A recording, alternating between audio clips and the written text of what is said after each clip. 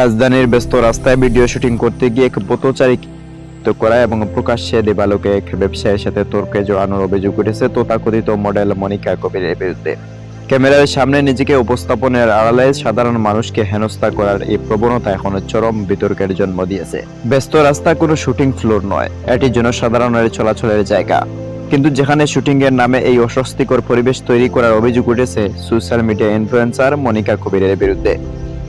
Viral হওয়া একটা ভিডিওতে দেখা যায় শুটিং চলাকালীন এক মধ্যবয়সী পথচারীর সামনে দিয়ে যাওয়ার সময় সামান্য শারীরিক স্পর্শ লাগা মাত্রই রণমূর্তি ধারণ করেন এই তরুণী। কোনো সুনির্দিষ্ট উস্কানি ছাড়াই প্রকাশ্যে একজন বয়োজ্যেষ্ঠ মানুষের গায়ে হাত তোলা, তাকে জনসম্মুখে অপমান করার এই দৃশ্যটি সাধারণ মানুষকে স্তব্ধ করেছে। যদিও পরবর্তীতে সাংবাদিকদের প্রশ্নের মুখে মনিকা দাবি করেন ওই ব্যক্তি তাকে বাজে কথা বলেছে, তবে ভিডিওতে বা প্রত্যক্ষদর্শীদের বর্ণনায় এমন কোনো প্রমাণের ছিটাফোঁটাও পাওয়া যায় নাই। বরং দেখা গেছে নিজের শুটিংয়ে বিঘ্ন ঘটায় ক্রুদের বশবর্তী হয়েই তিনি এই কাণ্ড ঘটিয়েছেন। তবে এটি তার প্রথম বা একমাত্র দৈত্য নয়। সামনে এসেছে আরও একটা ভিডিও যেখানে দেখা যায় একটি দোকানের সামনে জনসম্মুখে ভিডিও শুট করতে গেলে দোকানদার তাকে বাধা দেন।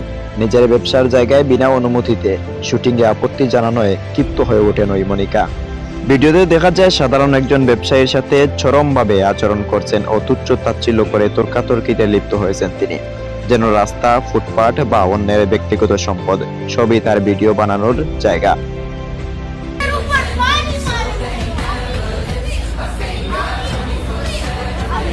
সাধারণ মানুষের ব্যক্তিগত গোপনীয়তা বা ব্যবসায়িক পরিবেশকে তোয়াক্কা না করে জোরপূর্বক ভিডিও ধারণ এবং বাধা দিলে চড়াও হওয়া এখন তার নিয়মিত অভ্যাসে পরিণত হয়েছে।